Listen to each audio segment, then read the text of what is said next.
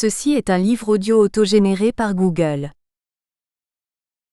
Rencontre d'histoire de la médecine, des pratiques et des représentations médicales dans les sociétés anciennes. Publication précédente. Miasmes et contagion. Les épidémies dans l'Antiquité et au Moyen-Âge. Études réunies par D. Keruel et Samama et S. Bazin Tachela, Langres, D. Guignot, juin 2001, 198 pages, LSBN 2 87 825 108 10. Le corps à l'épreuve. Poison, remèdes et chirurgie. Aspects des pratiques médicales dans l'Antiquité et au Moyen-Âge, études réunies par Fr. Collard et Samama, Langres, D. Guignot, juillet 2002, 192 pages, LSBN 2 87 825 133 0. Mir, physicien, barbier et charlatan. Les marges de la médecine de l'Antiquité au XVIe siècle. Études réunies par Fr. Collard et Samama, Langres, D. Guignot, mars 2004, 180 pages, LSBN 2 87 825 277 2. Pharmacopole et apothicaire, les pharmaciens de l'Antiquité au grand siècle, études réunies par Fr. Collard et Samama, Paris l'Harmattan, août 2006, 196 pages, ISBN 978 2 296 01 061 10. Handicap et société dans l'histoire. L'estropié, l'aveugle et le paralytique, études réunies par Fr. Collard et Samama, Paris l'Harmattan, mars 2010, 226 pages, ISBN 978 2 296 11 443 2. Dents, dentiste et art dentaire. Histoire, pratique et représentation Antiquité, Moyen-Âge, Ancien Régime, études réunies par Fr. Collard et Samama, Paris l'Harmattan, décembre 2012, 370 pages, ISBN 978 2 336 29 012 6. Poux, puce, punaise, la vermine de l'homme. Découverte, description et traitement Antiquité, Moyen-Âge, époque moderne, études réunies par Fr. Collard et Samama, Paris l'Harmattan, décembre 2015, 408 pages, ISBN 978 2 343 07 898 4. Le corps polychrome. Couleur et santé, Antiquité, Moyen-Âge, époque moderne, études réunies par Fr. Collard et Samama, Paris l'Harmattan, décembre 2018, 370 pages, ISBN 978 2 343 15 931 7. Avant-propos. Gastrocéphale et blémie.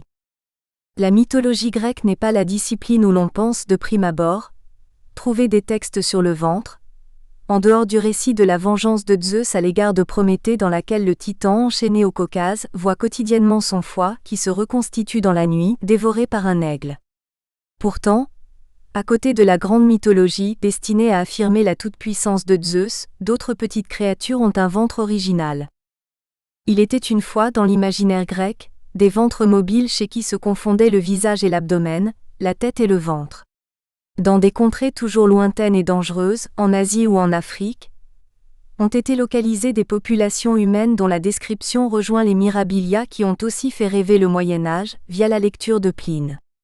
Clésia de Cnide, durant le troisième tiers du Ve siècle et quelques années plus tôt, Hérodote d'Halicarnasse raconte les hommes à tête de chien, les cynocéphales, ou ceux pourvus d'un pied unique de grande taille dont ils se font de l'ombre, les sciapodes, et encore les hommes sans cou qui ont les yeux sur les épaules, les acéphales. Ces hommes sans tête, parfois nommés blémies, dont les yeux, le nez et la bouche sont placés sur la poitrine et le tronc font comme les autres créatures étranges, l'objet de nombreuses représentations durant l'époque médiévale, notamment en relation avec la geste d'Alexandre le Grand. Leur image orne les cartes jusqu'au début de l'époque moderne. L'attrait pour le visage-tronc ou visage-ventre disparaît, avec la découverte du Nouveau Monde puis revient au XXe siècle, sous le pinceau de René Magritte puis sous la plume d'Umberto Eco, si habile pour donner vie aux rêves et aux mirabilia du Moyen-Âge, signe que ces fantastiques gastrocéphales ne sont oubliés ni par les artistes ni par les linguistes philosophes. Le ventre au croisement des regards. Assurément, le ventre a connu un regain d'intérêt dans le grand public, quand une jeune femme diplômée en 2017 de la faculté de médecine de Francfort, Main, Julia Enders, a publié dès 2014 un best-seller sur les intestins initiant de nombreuses publications sur le thème du ventre, ce deuxième cerveau. Alors, Après le retour du dos sur le devant de la scène à l'occasion d'une exposition récente, nous avons décidé nous aussi de mettre le ventre à l'honneur, non celui de la femme enceinte, mais la partie inférieure du tronc dite aussi abdomen, usine essentielle au fonctionnement du corps, avec ses mécanismes et ses dysfonctionnements, enveloppe féconde d'un imaginaire luxuriant depuis l'Antiquité jusqu'à l'époque moderne, en passant par le Moyen-Âge. La 9e session de nos rencontres d'histoire de la médecine, des pratiques et des représentations médicales dans les sociétés anciennes, a donc réuni, dans une démarche une fois de plus résolument diachronique, comparatiste et pluridisciplinaire, littéraire, philologue, philosophe, historien généraliste et historien des sciences, historien de l'art, archéologue et anthropologue. Le savoir médical n'a pas été oublié, et nous avons écouté avec grand intérêt des communications, non reproduites ici, sur l'ulcère gastrique et sur la maladie de Kirl. Les communications qui suivent sont le fruit de 2 jours et demi d'un colloque que nous avons tenu à maintenir, dans 3 lieux différents selon notre habitude, et ce malgré les difficultés d'organisation en pleine pandémie du coronavirus, du 10 au 12 mars 2021. L'Université de Versailles, Saint-Quentin en Yvelines, a finalement accepté d'ouvrir une salle pour nous accueillir selon les normes sanitaires. La Maison de la Recherche Max Weber, de l'Université de Paris-Nanterre, nous a offert d'excellentes conditions pour une journée de qualité dans un amphithéâtre neuf, clair et très confortable. Enfin l'Institut d'études avancées de Paris, installé dans les locaux historiques de l'Hôtel de Lausanne sur l'île Saint-Louis, fournit un cadre prestigieux pour notre 3e jour. Nous sommes très reconnaissants à ceux des orateurs et des auditeurs qui ont bravé les éléments hostiles pour nous rejoindre, et aussi à ceux qui ont passé de longues heures rivés face à leur écran, pour être sûrs de ne rien perdre de nos débats et discussions. 3 angles d'approche.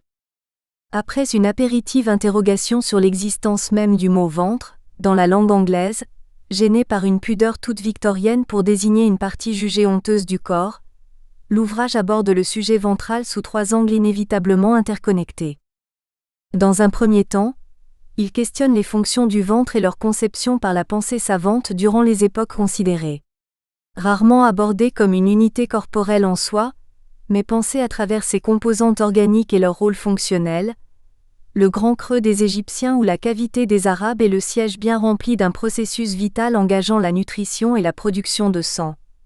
La digestion, qui obéit à des mécanismes complexes et intensément débattus, objet de description crue ou imagée souvent en rapport avec la cuisine puisque digérer c'est cuire.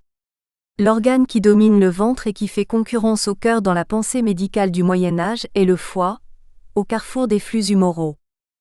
Le 2e angle d'attaque du sujet est le ventre en souffrance. Les douleurs ventrales sont envisagées d'une part comme conséquence de mauvais régimes ou de pathologies, abondamment décrites dans les écrits de médecine mais aussi culinaires. Ils sont également repérables grâce à une paléoparasitologie, munie d'outils de plus en plus performants. Ces souffrances sont aussi l'effet des lésions internes et externes subies par un lieu du corps qui est le réceptacle primordial du poison, même s'il a cessé de nos jours d'être la boîte noire de la toxicologie et la cible de coups qui l'entaillent, voire le vide de son contenu, pour ainsi dire mise à nu. Sans sacrifier au jeu de mots facile, les luttes intestines des guerres civiles riment souvent avec étripage, de la farsale aux guerres de religion. Siège de douleurs tenues pour être des plus violentes, notamment chez les nourrissons, le ventre requiert des remèdes conséquents. Le dernier angle d'approche est celui de l'imaginaire, tant visuel que textuel, que le ventre a nourri. Si dans ce volume, le ventriloque n'a pas eu sa part, faute de source probablement, il ressort que le ventre a beaucoup fait parler l'imagination et inspiré des correspondances, notamment avec le macrocosme astral. L'organicisme politique lui fait la part belle, de même que le parallélisme entre régime de gouvernement et régime alimentaire. Le gouvernement par le ventre, c'est-à-dire flattant les instincts de goinfrerie des gouvernés, mène à la ruine, tandis que les exigences incessantes d'alimentation d'un gouffre toujours à remplir, les caisses du prince, symbolisent par la tyrannie du ventre, l'oppression fiscale qui épuise le corps social. C'est le thème de disputes poétiques contemporaines de l'essor des États princiers. Les désordres qui y grouillent et les ordures qui y séjournent donnent aussi de la matière aux auteurs de théâtre traitant de la crise de l'Église romaine au XVIe siècle, en proie à l'indigestion de théories ineptes et à la tyrannie dévoratrice de la papauté. Une riche iconographie médiévale et moderne figure le ventre comme l'origine des vents. Souvent scatologique autant qu'eschatologique, le ventre en miniature ou en peinture murale renvoie à la matérialité charnelle dont les exhalaisons infectes s'échappent ad nauseam des conduits naturels du transit, rappel salutaire de la destinée corporelle. La peinture moderne délaisse ses dimensions spirituelles pour offrir au regard des ventres satisfaits, reflétant l'opulence plutôt que la ventripotence, et surtout les ventres éviscérés par la barbarie ou la cruauté. Assurément, même abstraction délibérément faite de celui de la mer, le ventre est extraordinairement fécond pour qui interroge le passé. Un peu comme les abominables tortionnaires du malheureux saint Érasme, l'ouvrage en a dévidé en partie le riche contenu. Les lecteurs trouveront tout cela en détail dans les pages qui suivent.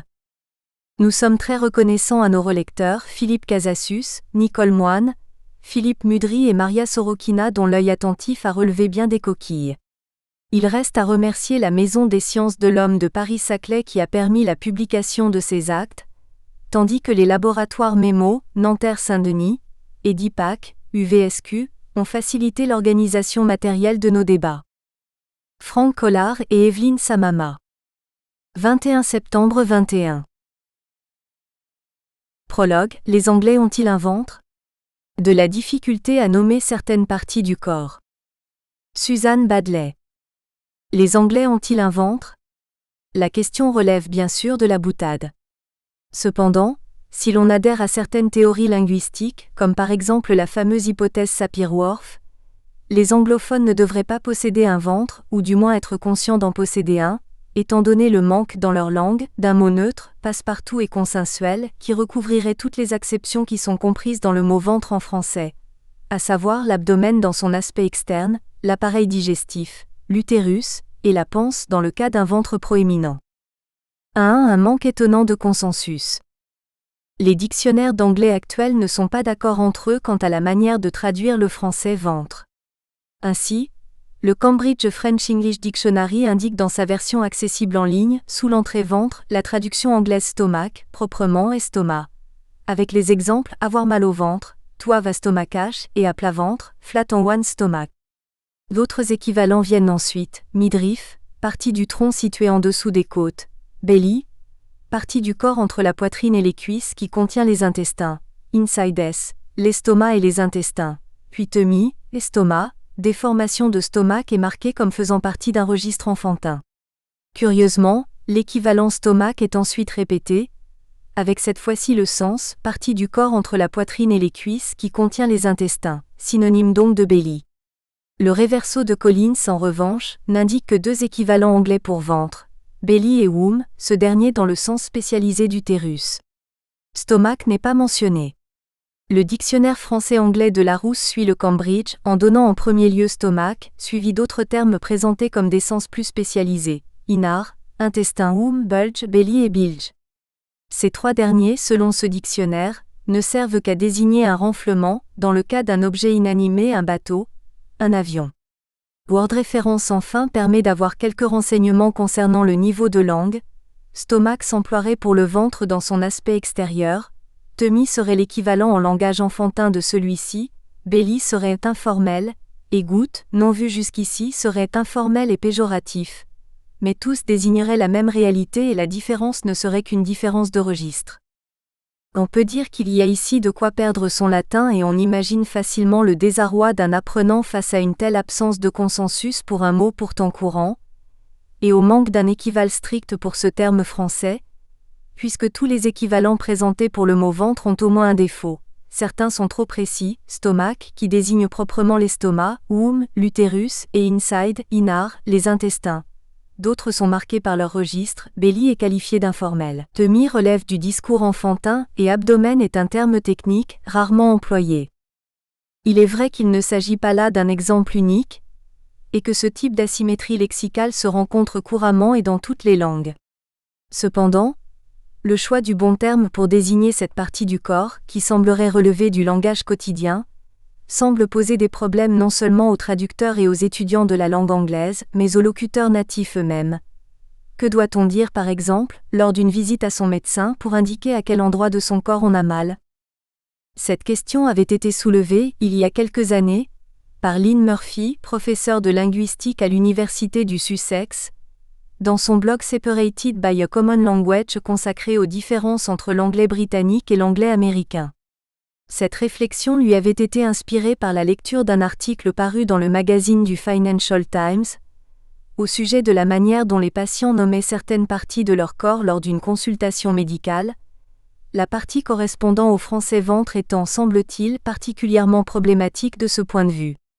Selon l'article du Financial Times, le terme technique abdomen était très peu utilisé, stomach, estomac, était incorrect d'un point de vue anatomique, belly était américain, et tummy réservé aux enfants de classe maternelle. Lynn Murphy, d'origine américaine elle-même, avait été interpellée notamment par cette catégorisation du mot belly comme relevant de l'anglais américain, ce qui lui apparaissait comme inexact. Elle avait donc effectué quelques recherches dans des corpus contemporains d'anglais américain et d'anglais britannique, et avait constaté que les fréquences relatives de stomach, belly et tummy étaient très semblables d'un corpus à l'autre, avec toutefois une légère préférence de l'anglais américain pour belly. Murphy, peu convaincu par ces résultats, avait donc lancé un appel à ses lecteurs. Comment réagiriez-vous si votre médecin vous demandait de lui montrer votre belly ? En leur demandant de préciser leur origine géographique. Alors que ces billets de blog précédents recueillaient habituellement une vingtaine de commentaires, dans ce cas précis, Murphy avait reçu plus d'une soixantaine de réponses. Certaines ne concernaient pas uniquement la nature, américaine ou britannique, du mot belly, mais faisaient l'écho d'une réelle détresse et d'une angoisse à l'idée de se retrouver dans cette situation. Avoir à parler de son ventre à un médecin. Malgré la grande variété dans les réponses, ce qui en ressortait, in fine, était que le mot belly était perçu négativement, surtout par les locuteurs les plus âgés. 2. Origine et histoire du mot belly. Les choses n'ont pourtant pas été toujours aussi compliquées. Pendant des siècles et notamment pendant les périodes médiévales et modernes, le mot qui correspondait le mieux au français ventre dans toutes ses acceptions était bien le mot belly. D'après l'Oxford English Dictionary, belly viendrait d'un mot attesté dès le vieil anglais, belg, bilig, d'origine germanique, issu d'un verbe belgant signifiant enfler, et qui désignait d'abord un sac, surtout en cuir, une poche, puis une enveloppe, par exemple, l'enveloppe d'une céréale ou la cosse des pois. Vers le début du XIIIe siècle, le mot en était venu à signifier d'abord l'estomac, puis, au cours du XIVe siècle, on le trouve au sens abdomen d'un humain ou d'un animal, partie du corps située entre la poitrine et les cuisses, vers 1340, ce qui correspond assez précisément aux acceptions du français ventre. En vieil anglais, c'est-à-dire avant le XIIe siècle, belg, bilig n'avait pas le sens de ventre, le mot correspondant était buc, et on ne trouve pas non plus ce développement particulier pour les équivalents de belg dans les autres langues germaniques cousines de l'anglais. Il est difficile de savoir exactement d'où vient ce sens dérivé, mais il semblerait probable qu'il ait évolué soit à partir du sens de sac, soit à partir de celui de peau externe. Toujours selon l'OED, il semblerait que belly soit issu d'une forme dialectale bali, ce qui avait permis de distinguer entre le mot dans ce nouveau sens et un mot de sonorité proche et de même origine, belly, bully, qui signifiait soufflet et qui est devenu en anglais moderne bellows. Au sens de abdomen, partie du corps située entre la poitrine et les cuisses, l'utilisation de belly date donc du XIVe siècle. Le premier dictionnaire anglais-latin, le Promptorium Parvulorum, attribué à Galfridus Anglicus ou Geoffroy le Grammairien, vers 1440, indique en face de l'entrée belly les équivalents latins venté, alvus, utérus. Stomach, estomac, est emprunté au grec via le français à peu près à la même époque, XIVe siècle, et se spécialisera dans le sens de sac digestif, organe interne. Le duo stomach-belly fonctionnera, en anglais, de manière très semblable à estomac-ventre en français, même si les frontières entre les deux peuvent parfois être un peu poreuses. Tout au long des XVIe et XVIIe siècles, aussi bien dans les dictionnaires de langue que dans les traités d'anatomie et de médecine qui apparaissaient en imprimé, peu de termes rivalisent avec belly. Le traité de chirurgie de Jérôme Brunswick traduit en anglais et intitulé The Noble Experience of the Virtue and the Work of Surgery, 1525, inclut un chapitre intitulé Of the Belly et His Membri. Les membres du ventre, belly étant l'estomac, les intestins, gutties, le foie, la rate et les reins. Cet usage se reflète aussi dans les dictionnaires de langue.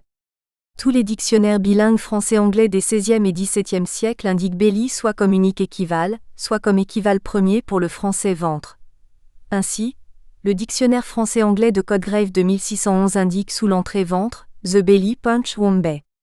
Dans le dictionnaire de Boyer de 1702, belly et stomac sont parfois interchangeables, comme dans ces deux exemples sous l'entrée to clog, boucher. This meat clogs my stomach et to clog one's belly with meat. 3. Le rejet du mot belly.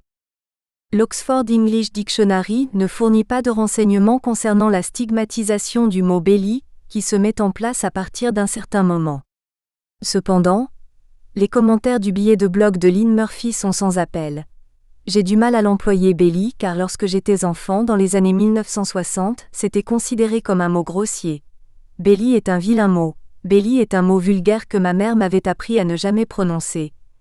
Le mot belly ne me semble pas grossier, mais il m'apparaît comme plus américain que britannique. Sur les 62 répondants, 16 percevaient le mot belly négativement voire très négativement.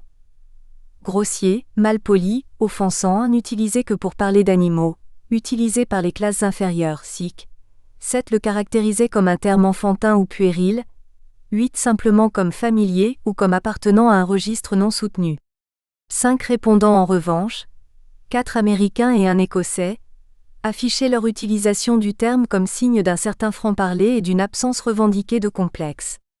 Un autre déclarait l'utiliser par défaut, considérant qu'utiliser le terme abdomen revenait à usurper le prérogatif du médecin à employer le vocabulaire médical. 3 enfin, tous des Britanniques, dont un médecin, avouaient avoir recours à des stratagèmes pour éviter d'employer le mot belly et attendaient que leur interlocuteur fasse le premier pas. On ose imaginer la situation si deux d'entre eux se retrouvaient face à face. Peut-on situer exactement à quel moment et pour quelle raison le mot belly avait commencé à être considéré comme vulgaire ou inconvenant?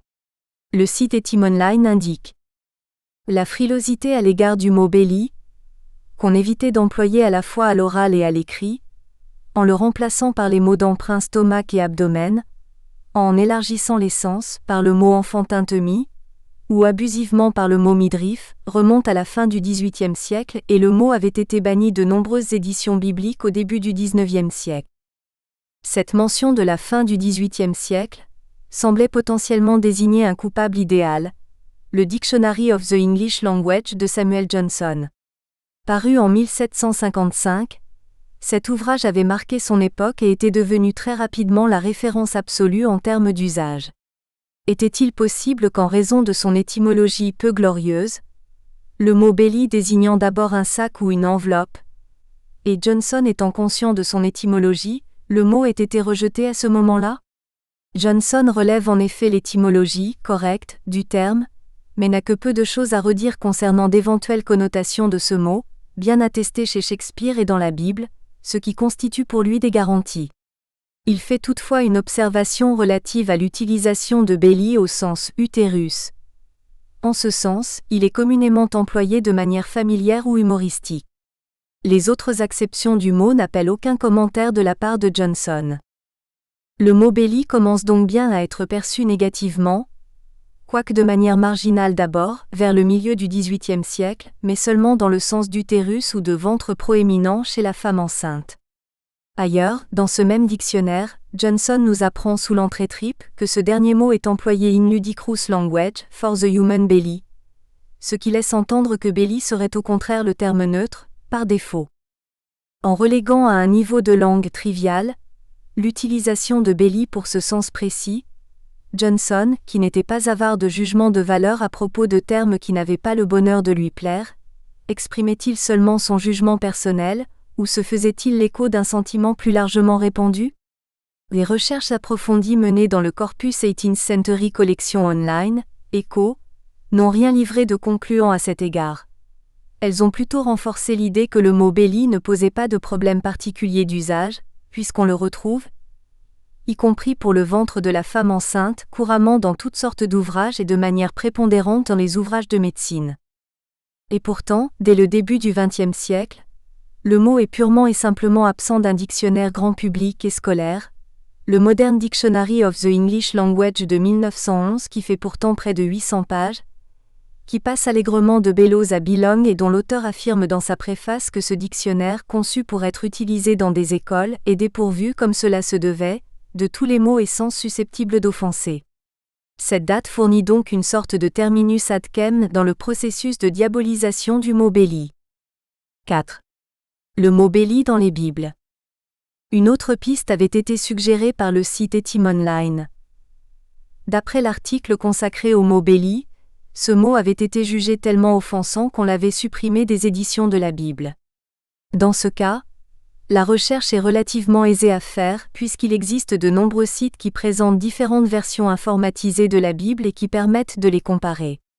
Une recherche très simple a ainsi permis de faire la constatation suivante. Dans le texte de l'édition de 1611, la première édition de ce qu'on appelle la King James Bible, la version biblique autorisée par l'Église anglicane jusqu'à ce jour, on trouve 48 occurrences du mot Béli, alors qu'une révision récente de cette version, la New King James Version produite en 1982, n'en présente plus que 18.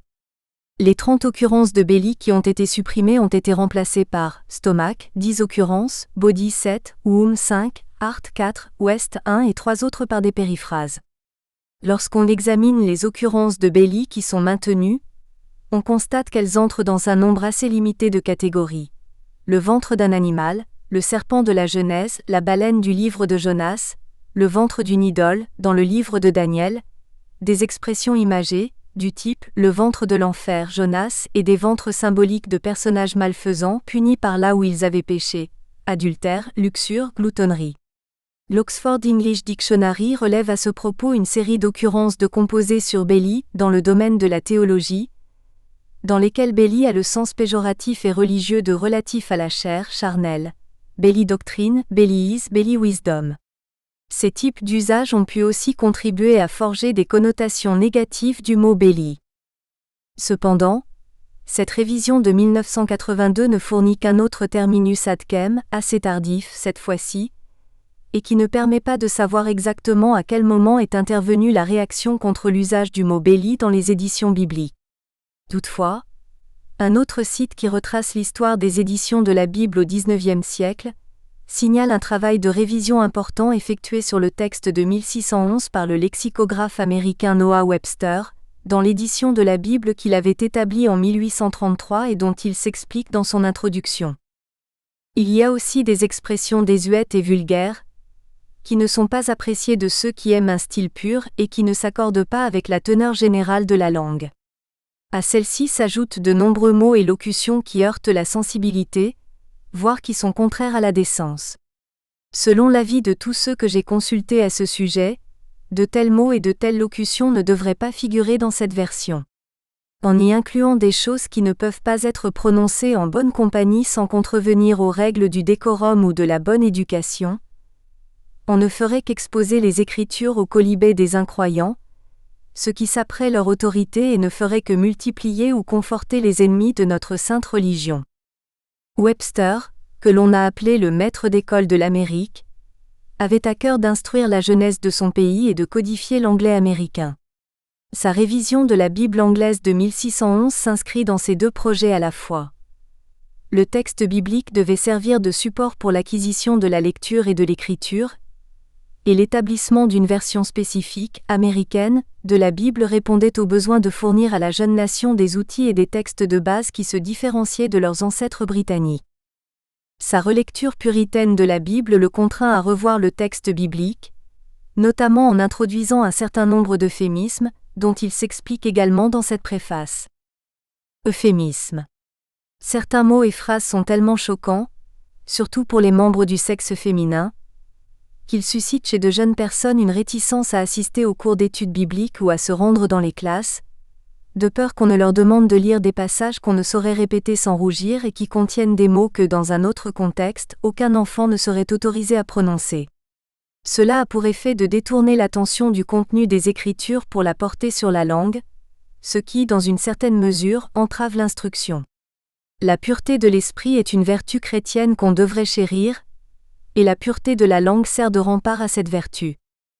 Webster entreprend donc tout un travail de révision afin de remplacer les termes qu'il considérait comme susceptibles de choquer les oreilles délicates, notamment celles des jeunes filles. Le mot belly ne fait pas l'objet d'une purge systématique à cet égard. D'ailleurs, dans son dictionnaire de l'anglais américain de 1828, paru seulement quelques années auparavant, Webster n'avait rien eu à dire contre ce mot et il avait même cité plusieurs extraits de la Bible contenant le mot en guise d'exemple. Il y a cependant un certain nombre de cas précis dans lesquels belly est remplacé par un autre terme dans la version de la Bible mise en place par Webster, et ces cas concernent presque tous des descriptions de l'acte d'enfantement. Il n'y a donc pas ici, en ce qui concerne les occurrences du mot belly, une remise en cause en profondeur du texte biblique. Cependant, ce toilettage entrepris au nom des convenances semble avoir mis en route une sorte de dynamique qui s'est traduite ensuite par l'élimination progressive du mot belly dans tous les contextes du texte biblique, et surtout de l'Ancien Testament, tel qu'il était diffusé aux États-Unis. Au Royaume-Uni, où il y a un plus grand attachement à la version de 1611, qui avait continué à jouir de son prestige de version autorisée dans l'Église anglicane tout au long du XIXe siècle, il semblerait que les révisions du type effectuées par Webster n'aient jamais été jugées nécessaires. Cependant, cette fidélité à la lettre du texte de 1611 semble avoir en quelque sorte limité l'usage de belly à ces occurrences spécifiques, ressenties comme archaïques, dans le texte biblique. Comme pour Johnson, il a été impossible de déterminer si Webster lui-même avait été à l'origine de ce rejet du mot belly, ou si son action de censure correspondait à l'ère du temps. La seconde hypothèse paraît la plus probable.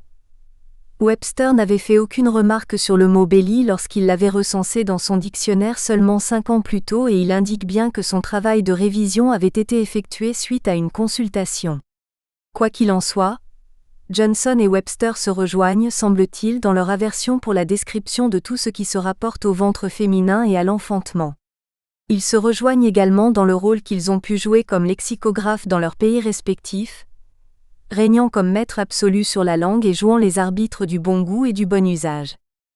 On voit en tout cas le résultat de l'élimination du terme belly dans le texte biblique par Webster, travail que d'autres ont poursuivi à sa suite avec un zèle croissant.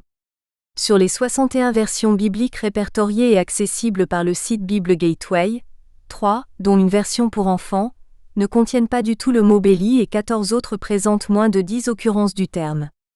Les Bibles américaines contemporaines qui incluent le mot belly le font surtout dans quelques épisodes précis et bien connus.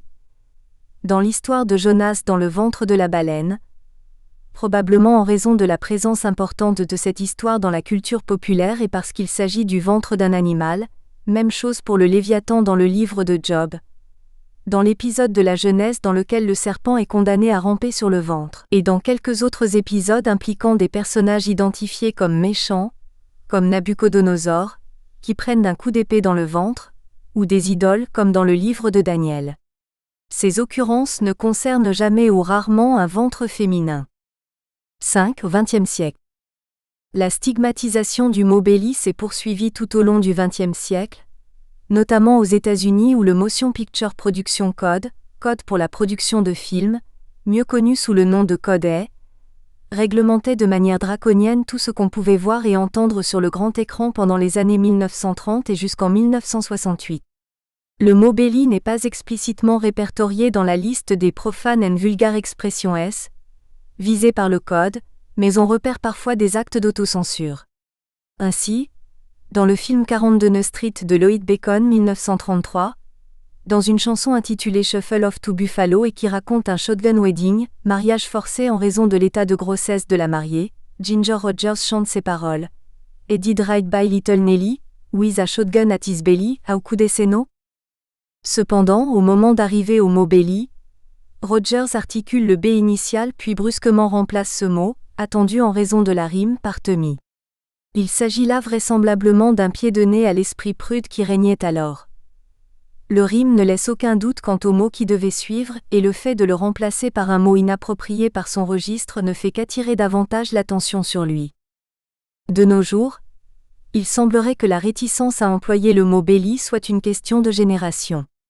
Parmi les réponses au billet de blog de Lynn Murphy, Confère Supra, Une Américaine de 56 ans déclare apprendre que le mot belly est vulgaire. D'autres réponses indiquent que les enfants et jeunes adultes n'ont aucun complexe à l'utiliser. Et une enseignante de danse du ventre, belly dancing, avoue que dans ses cours elle ne dit jamais autre chose que belly. En outre, le mot belly ne figure pas parmi les 150 et quelques mots répertoriés par l'Agence de régulation de l'audiovisuel britannique, Ofcom, comme étant des mots à éviter à l'antenne aux heures de grande écoute. Il y a donc des raisons d'espérer que dans quelques années, peut-être même une génération, les anglophones auront de nouveau un ventre. Première partie, le ventre en fonction. Le ventre et la sacralisation du corps chez les anciens Égyptiens. Thierry Bardinet. Dans la liste des signes hiéroglyphiques, le signe phonétique H est représenté par 1, image d'un ventre de mammifère vu de dessous et montrant plus précisément le pis et la queue de l'animal. Ce signe, quand il est utilisé comme signe mot, s'écrit alors et se lit HT. Dans son étude des parties du corps humain connues des Égyptiens, G. Lefebvre pense que le mot HT se rapporte à l'abdomen avec un sens littéral qui serait ventre, et des sens dérivés comme intestin, sein maternel, et même parfois corps. L'emploi métaphorique des noms de parties du corps en égyptien permet d'établir des similitudes d'usage avec les langues modernes de traduction, mais ces similitudes risquent toujours de ne pas respecter les limites sémantiques qui entourent le terme anatomique traduit. On en a un bon exemple avec la traduction conventionnelle ventre du mot HT. Elle pose de nombreux problèmes ne serait-ce que parce que les textes disent que le cœur anatomique de l'homme, appelé H3CQ, s'y trouve au même titre que les autres viscères du corps, ainsi les intestins. Dans le grand papyrus médical du Louvre, on parle du paraschiste procédant à la préparation du corps de la momie en la vidant de ses organes internes. Cet auguste défunt devra être couché sur le flanc droit, sur de la paille de blé. Sera incisé l'abdomen dans sa partie gauche, RNI 3 bailles, puis seront enlevés le foie, la rate, les poumons puis tout ce qui reste à l'intérieur du corps. Pour indiquer l'endroit du corps où l'incision est faite, le rédacteur a utilisé un terme technique, le mot abdomen, lit, ballon, un terme dont c'est la seule attestation connue. Il n'a pas utilisé le mot HT. Le mot HT aurait été inapproprié pour désigner l'endroit où est faite cette incision, car il correspond à une partie anatomique bien plus vaste. De très nombreux textes montrent en effet que le sens propre de HT est celui de sac, ou enveloppe corporelle. C'est le grand creux du corps avec ses parois qui correspond à notre ventre et à notre thorax mis ensemble. Ce sera aussi, comme terme technique et par assimilation, l'enveloppe, le sac d'une formation kystique dans un passage du papyrus médical du Louvre. Il est difficile de traduire HT dans les textes médicaux et non médicaux, puisque son sens anatomique premier n'a pas d'équivalent exact en français ou dans une autre langue moderne. Dans les textes médicaux, la traduction intérieure du corps est la plus pratique et doit toujours être préférée à ventre, mais c'est un pis-aller. Lorsque l'Égyptien parle de mots, MRT qui sont MHT, lit, dans le HT, on peut traduire HT par intérieur du corps, mais en comprenant qu'il s'agit de mots qui se trouvent dans les différentes parties anatomiques situées dans le sac corporel HT, un sac qui ne se limite pas à la région du ventre. En traduisant HT par intérieur du corps, usage que nous avons suivi dans notre traduction des papyrus médicaux, il faut garder à l'esprit qu'il s'agit davantage d'un lieu anatomique et que c'est le vaste contenu de ce sac qui importe aux yeux des Égyptiens comme nous allons le voir maintenant. Ce sac est propre à contenir toutes les parties internes correspondant à nos différents viscères. Mais il n'y a dans ce sac qu'un seul élément anatomique qui correspondrait exactement à un découpage actuel. C'est le cœur H3CQ lit, celui qui est en avant. Ce cœur est un élément personnel tant il est différent d'un homme à l'autre et, selon l'âge, chez un même homme. Tout le reste du contenu de ce sac forme un ensemble qui réunit l'anatomie interne du corps connue ou imaginée par les Égyptiens. Des conduits, MTW, remplis d'air, de sang, de sperme, avec des parties de ces mêmes conduits plus dilatées et remplies des mêmes substances et correspondant à nos poumons, au foie, à la rate, des éléments anatomiques auxquels les Égyptiens donneront des noms particuliers mais qui ne sont que des parties non autonomes de cet ensemble intracorporel. Les Égyptiens appelaient ce grand ensemble anatomique accolé au cœur H3CQ. Le cœur H3CNQ et le hib qui le prolonge remplissaient entièrement à eux deux la cavité interne qui définit le creux du corps, le HT.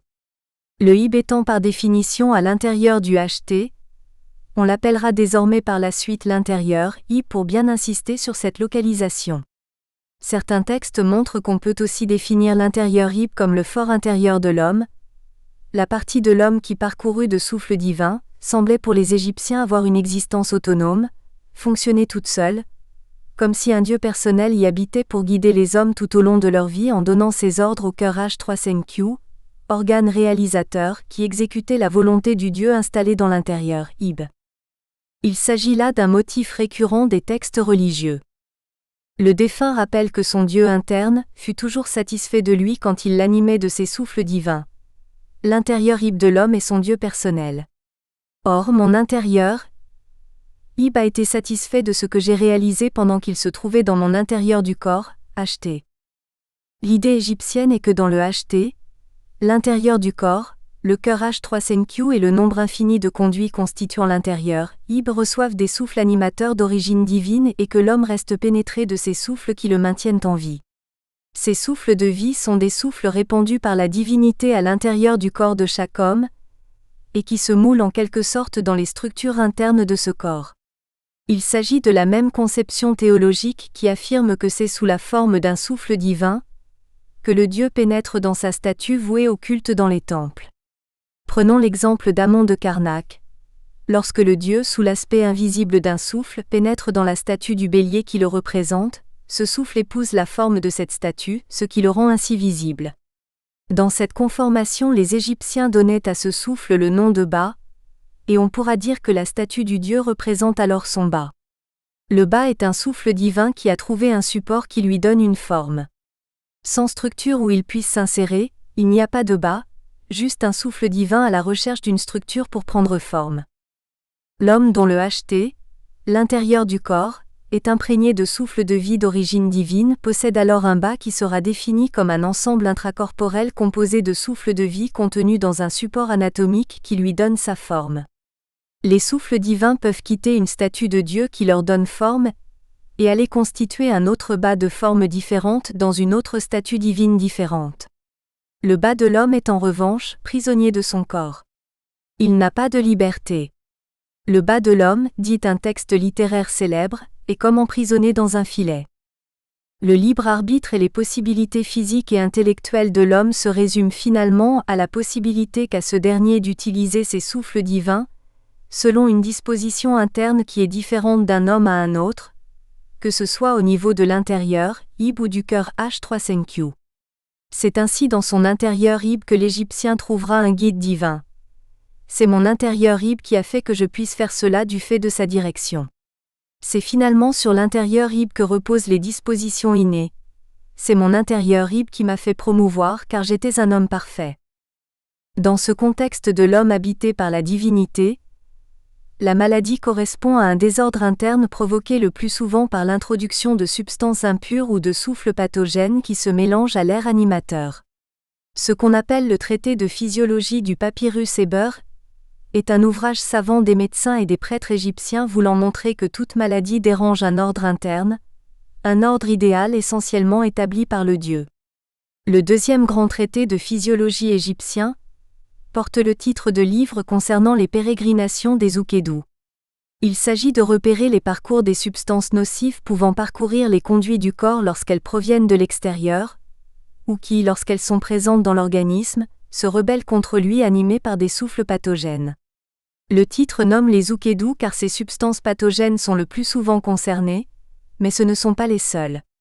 Les principaux facteurs pathogènes circulants sont au nombre de 4 et tous liés aux démons. 1. Le A accent circonflexe à accent circonflexe, liquide corporel apporté par les démons. 2. Les cétées, des parasites démoniaques circulants. 3. Les oukédous, substances rongeantes animées par les démons et accusées d'être à l'origine des ulcérations cancéreuses ou non et plus généralement de la formation du pus, d'où leur importance. 4. Le sang, liquide bénéfique qui transforme la nourriture en chair mais peut voir son action inversée par des souffles pathogènes qui le font alors ronger le corps qu'il est censé construire.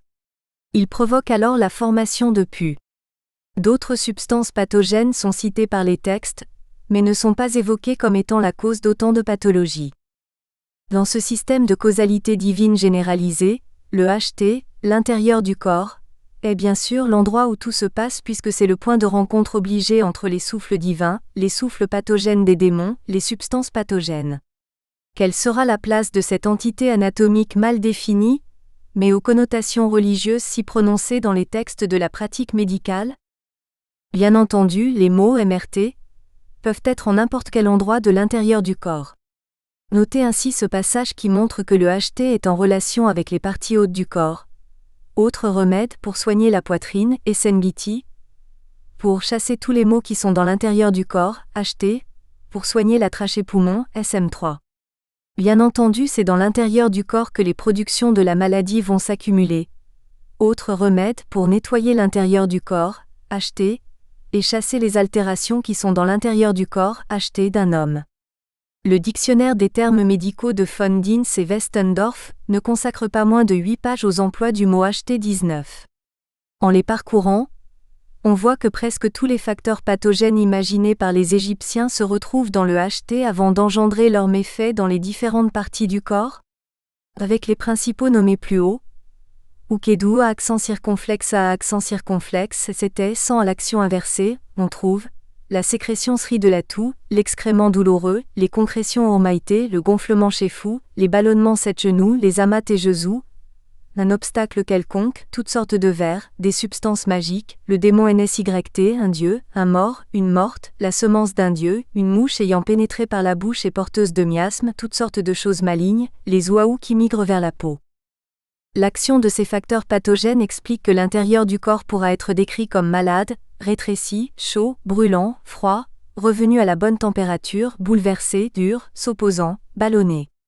La conception égyptienne, qui considère la maladie comme quelque chose qui vient du dehors, théorie parasitaire, sous-tend que les souffles pathogènes des démons et les substances nocives pénètrent au plus profond du corps du malade avant d'être disséminées.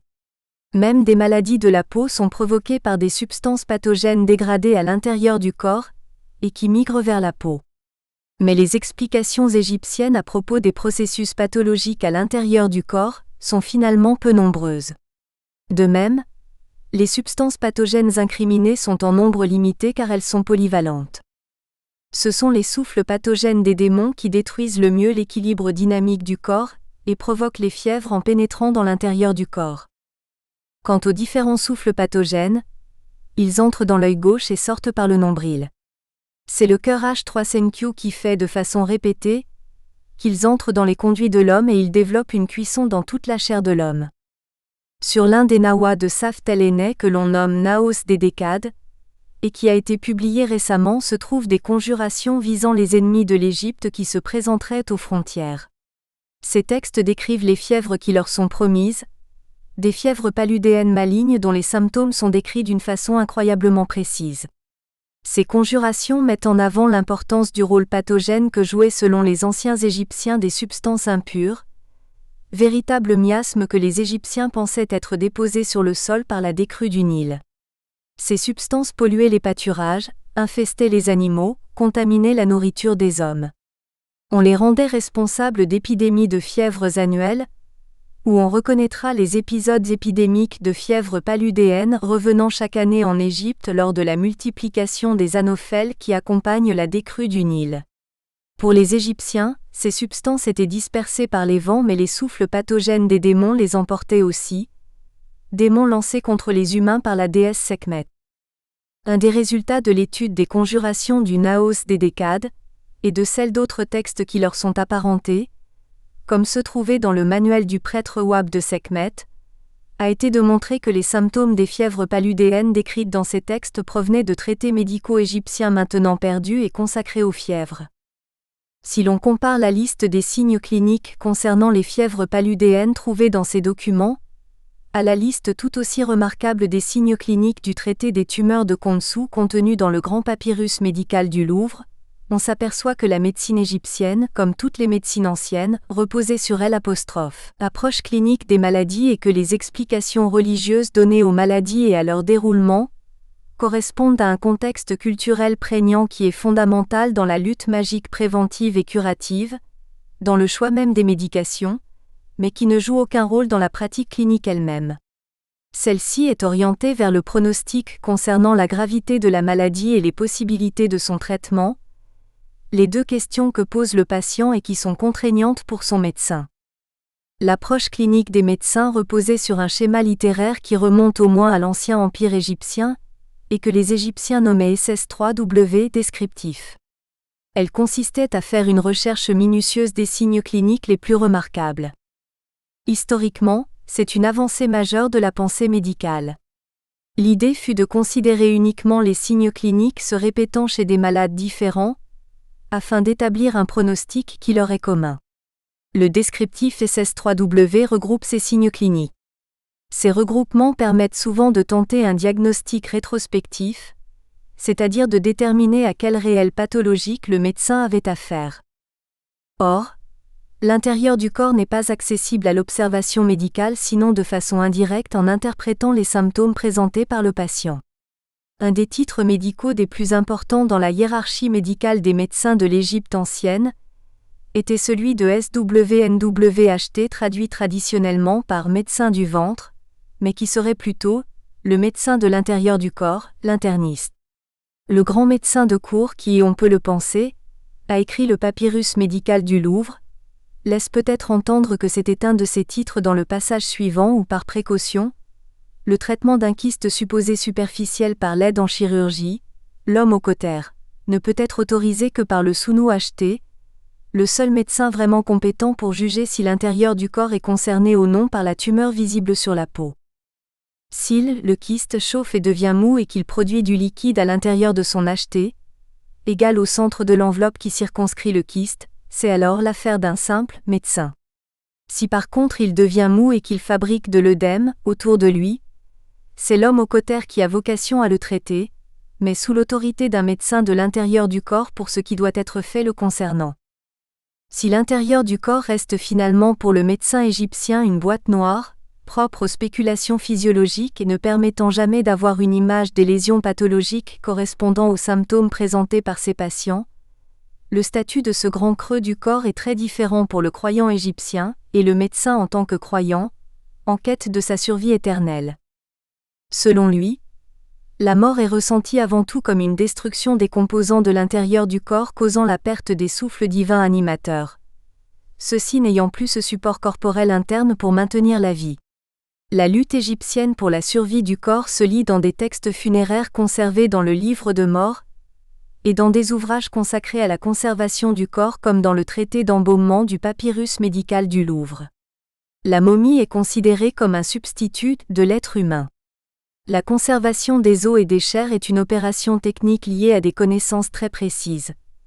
Technique de salage au natron, isolation indispensable par une coque étanche de bandelettes de lin imprégnées de résine cuite dans de l'huile de lin, huile qui apporte ses propriétés réticulantes. Mais l'intérieur de ce corps de momie, son HT, reste vide.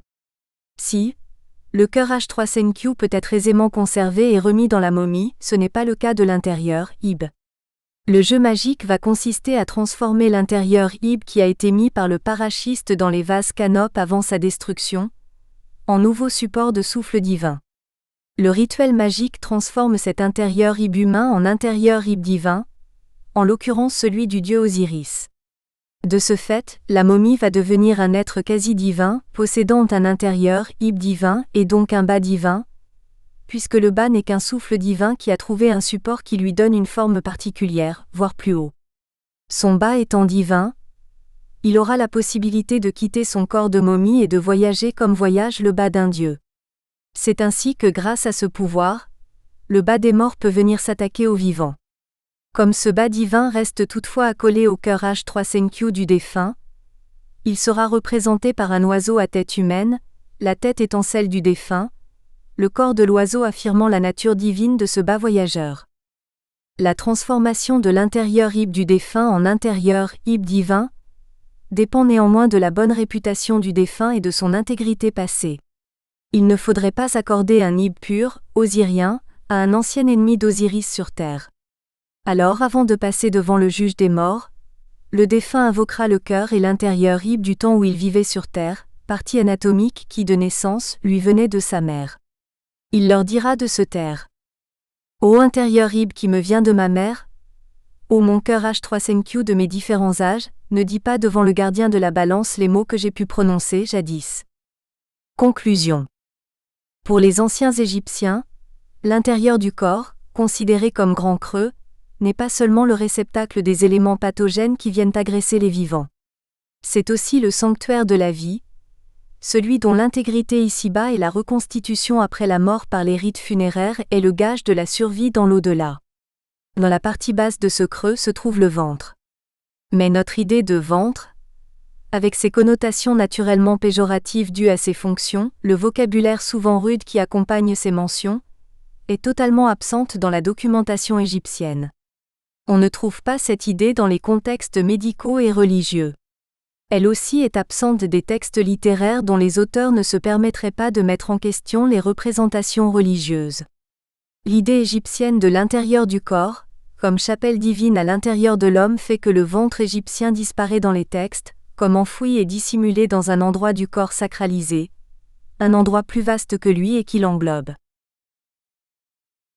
Théorie et imaginaire de la digestion, dans l'Antiquité. Antoine Pietrobelli. Le mot français digestion vient du latin digestio, dérivé du verbe digérer qui signifie diviser, répartir, distribuer. Mais les Romains de l'époque classique utilisaient les noms cocctio ou concoctio et le verbe concoquere pour décrire ce phénomène physiologique. Ce n'est que dans l'Antiquité tardive, vers le IVe siècle, que digérer et ses dérivés supplantent le verbe concoquere et sont déverbés, ceux-ci étant réassignés à leur sens premier de cuire ou de cuisiner. Le terme digestio, distribution, qui s'est imposé en latin tardif puis en français décrivait donc originellement chez les anciens une phase postérieure à la digestion stomacale proprement dite, que nous nommons aujourd'hui l'absorption et l'assimilation. Le célèbre médecin Galien disait par exemple dans son grand hymne aux parties du corps humain: « L'estomac est l'organe de la digestion, pepsis, mais l'intestin celui de la distribution, anadosis. » Le fait est que les mots latins concoctio et digestio sont une traduction des mots des médecins grecs pepsis et anadosis. Les anciens savaient comme nous que le processus digestif s'effectuait en plusieurs étapes, depuis la mastication dans la bouche, le passage à travers les différents conduits et cavités du tube digestif jusqu'à la sanguinification et l'assimilation. Et ils ont pu donner, comme nous, une définition extensive de la pepsis ou coction, en utilisant ce mot pour décrire non seulement celle qui se fait dans l'estomac, mais aussi les transformations qui s'effectuent dans le foie et au niveau de chaque partie. Dans le cadre de ce colloque sur le ventre, mon propos se limitera à la digestion ou pepsis qui s'effectue dans l'estomac. Pour décrire les processus internes de la boîte noire du corps humain, les anciens ont eu recours à l'analogie. Ce qu'ils pouvaient observer, le visible, leur a servi pour expliquer les fonctionnements invisibles de l'organisme.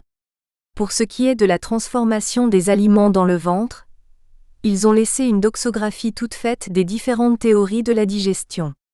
Cette doxographie, qui se trouve sous plusieurs formes et avec des variantes dans les textes grecs et latins, fait l'objet de cette étude. Je voudrais faire parler ces textes souvent cités pour explorer les imaginaires de la digestion dans l'Antiquité. 1. Les 4 théories de la digestion.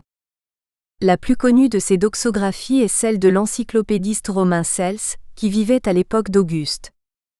Parmi ses fonctions, la plus importante paraissant être la digestion concoctio, c'est à cette dernière qu'il s'attache particulièrement. Les uns, prenant pour guide Érasistrate, prétendent que la nourriture est broyée, terrie, dans le ventre, d'autres, suivant Plistonicus, disciple de Praxagora, qu'elle se putréfie, putrescère, d'autres sur la foi d'Hippocrate que les aliments subissent une coction sous l'effet de la chaleur, per calorem concoqui, et là-dessus les disciples des apostrophes Asclépiade viennent soutenir que ces vues sont toutes vaines et inutiles, car il n'y a aucune coction, concoqui, mais la matière est répartie dans tout le corps, dans l'état de crudité, crudam où elle a été absorbée.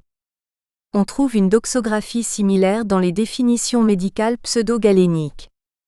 Comment Hippocrate, Érasistrate, Empédocle et Asclépiade expliquent-ils le processus des digestions, pepsès, des aliments?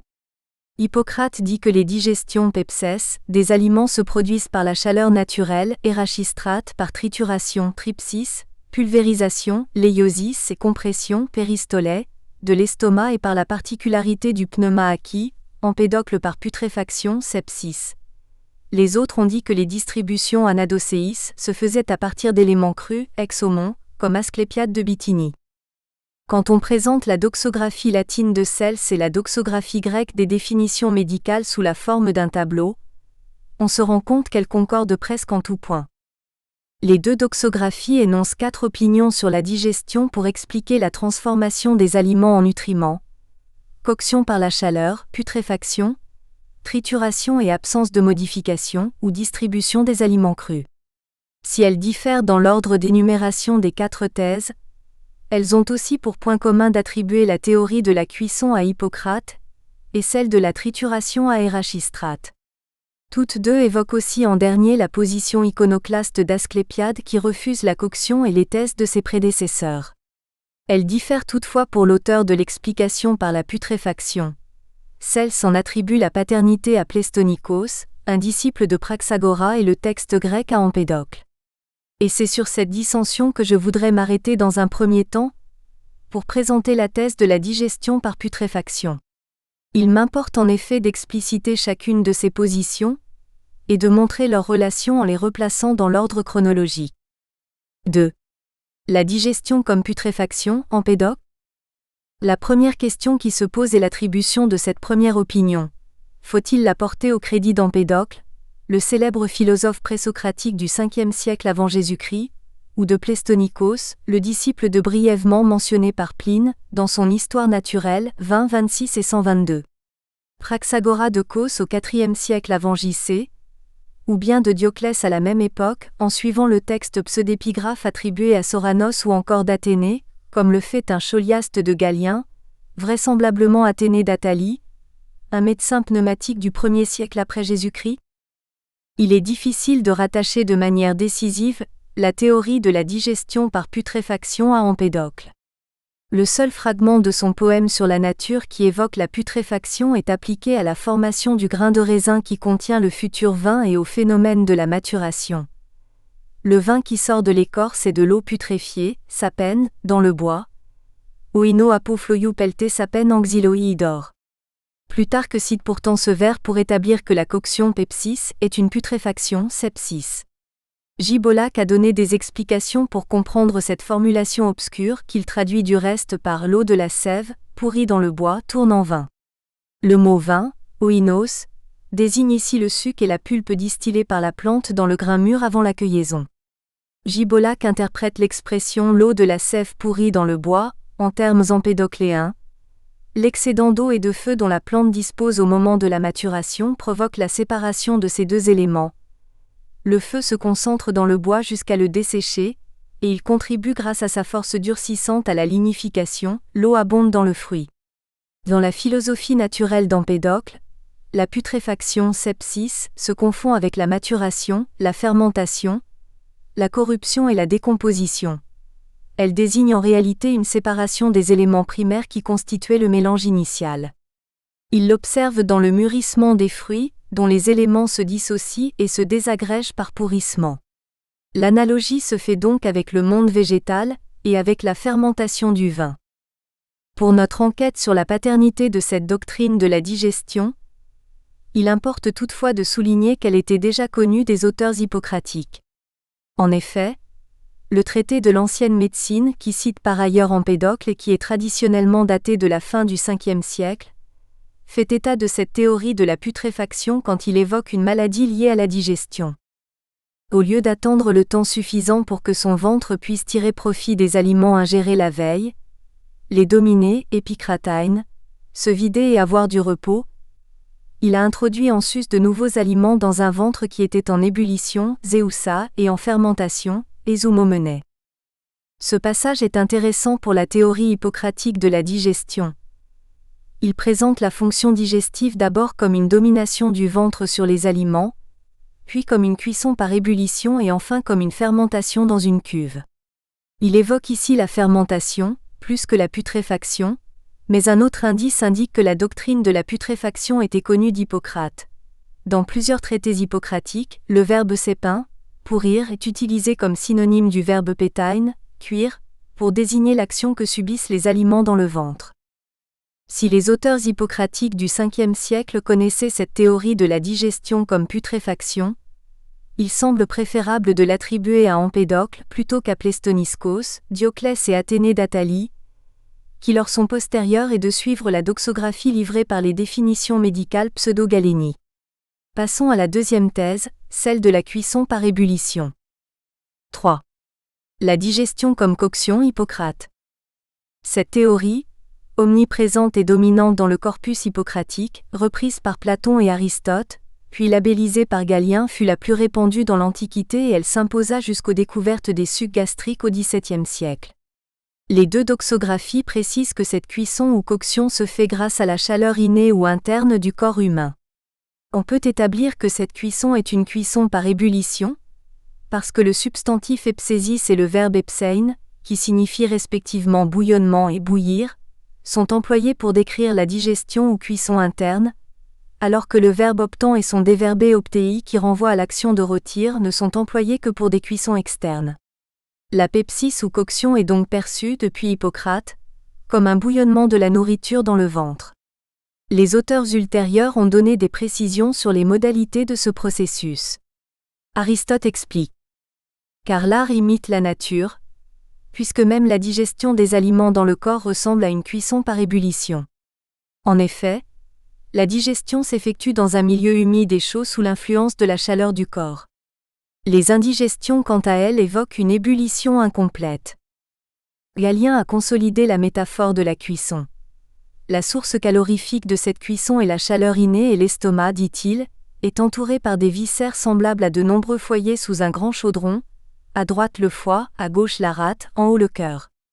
Selon Galien, l'estomac est comme un chaudron et les organes qui l'environnent, le foie, la rate et le cœur, sont autant de foyers qui permettent l'ébullition du bol gastrique. D'après ces représentations, les ébullitions incomplètes provoquent des indigestions, elles suscitent des vapeurs et des humeurs malignes, car les aliments qui ne sont pas cuits restent crus et indigestes. Cette thèse de la digestion par ébullition est corollaire de la théorie des humeurs. L'ébullition transforme en effet les aliments en chyle, c'est la chylification, et ce matériau premier est ensuite épuré de ses résidus, excréments et urine, mais aussi de la bile noire et de la bile jaune pour devenir du sang. On pourrait dès lors dire que ces deux premières théories, putréfaction et cuisson, sont d'ordre chimique. À ce stade de la démonstration, il faut également souligner que ces deux doctrines sont anciennes et assez voisines.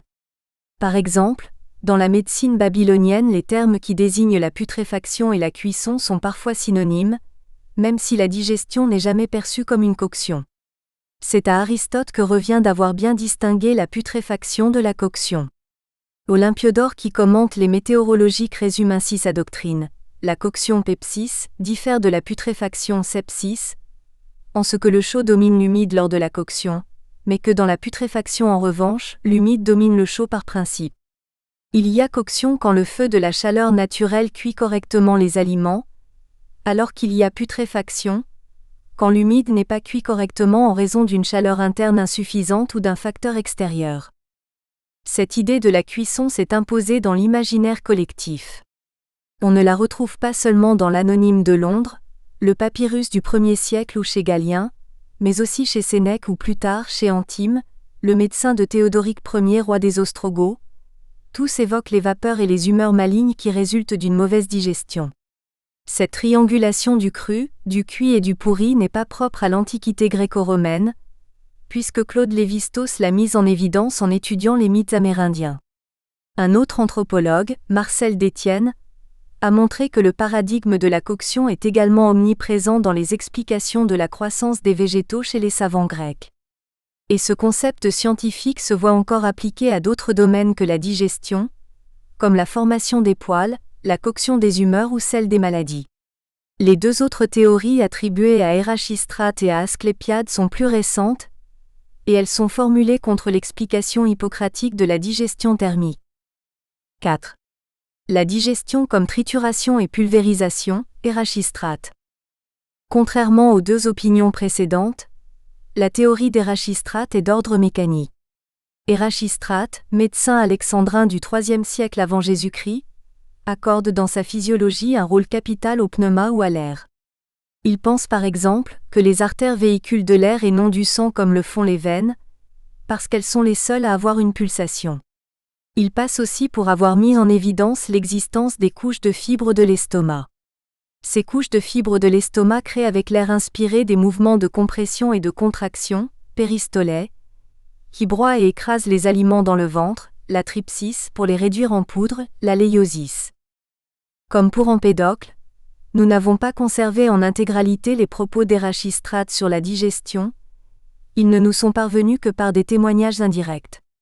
Son explication de la faim, transmise par Aolugel, permet d'approcher sa conception des mécanismes à l'œuvre dans le ventre. Aolugel rapporte qu'à Rome, il a accompagné son maître, Favorinus d'Arles, lors d'une consultation médicale auprès d'un malade. Favorinus discutait avec les médecins présents à son chevet, et résumait ainsi le propos d'Érachistrate. La faim est causée par les fibres vides et ouvertes des intestins et les cavités intérieures du ventre et de l'estomac qui sont vides et béantes. Lorsque celles-ci ou s'emplissent de nourriture ou sous l'effet d'un vide prolongé, se contractent et se rétrécissent, alors le lieu qui reçoit la nourriture étant bouché ou resserré, le désir d'en recevoir ou d'en déplorer l'absence s'éteint. Puis Favorinus citait les diérèses d'Érachistrate. Les Scythes ont l'habitude aussi quand, en raison de circonstances, ils sont contraints de jeûner, de se serrer fortement le ventre avec de larges ceintures dans l'idée que la faim les gênera moins, et on peut presque dire que quand le ventre est à peu près plein, c'est parce qu'il n'y a pas de vide en lui qu'on ne sent pas la faim, mais lorsqu'il est bien serré, il n'y a aucun vide. La faim s'explique donc, pour Érachistrate, par la présence de vide à l'intérieur de l'estomac. Selon lui, le ventre est une sorte de machine qui fonctionne par l'action conjointe du plein et du vide, un peu à la manière de ces appareils pneumatiques inventés par les mécaniciens alexandrins et actionnés par le jeu de l'air comprimé et du vide. Les scolies dus sur les facultés naturelles de Galien, qui critiquent violemment la théorie érachistratéenne, fournissent des images pour visualiser ce processus. Dans une première scolie, le ventre est comparé à un mortier, tuya, et l'air qui s'abat sur la nourriture à un pilon, duodux.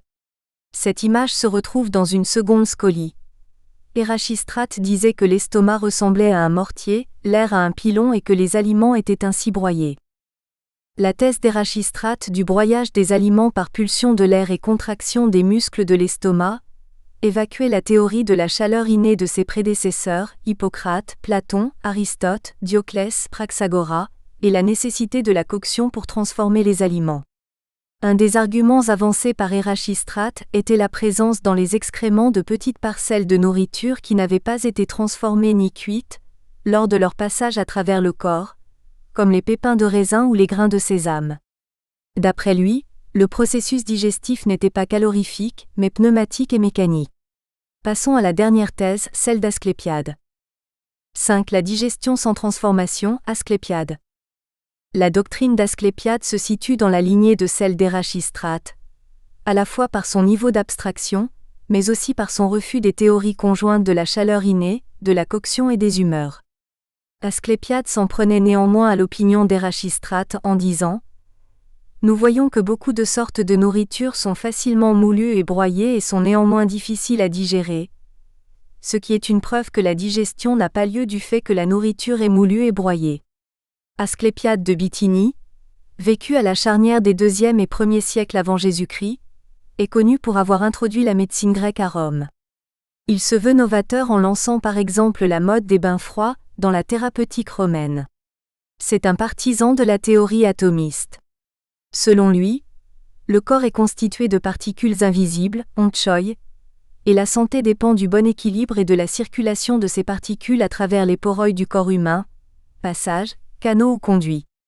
Asclépiade rejette la doctrine humorale hippocratique tout comme l'idée qu'il existe une substance unie soumise à l'altération.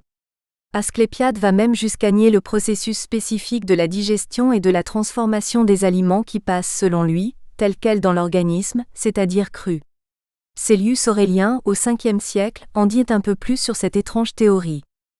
Asclépiade prétend qu'il n'existe aucune digestion en nous, mais qu'une solution des aliments a lieu dans le ventre sans cuisson.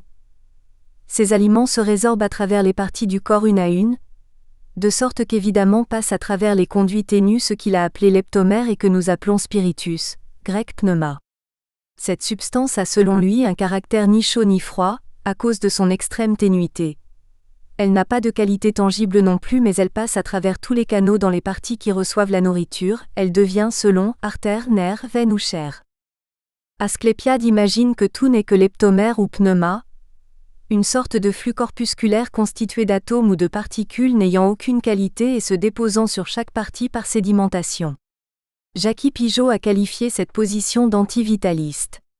Il écrit « Asclépiade nie l'opération secrète de la transformation, la physiologie, la durée.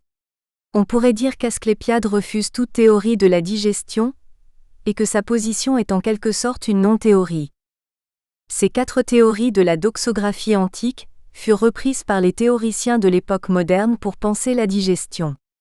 Le libre penseur Michel Servet, sa 1500... Nous espérons que vous avez apprécié cet aperçu. Pour continuer à écouter ce livre audio sur Google Play Livres, utilisez le lien dans la description de la vidéo.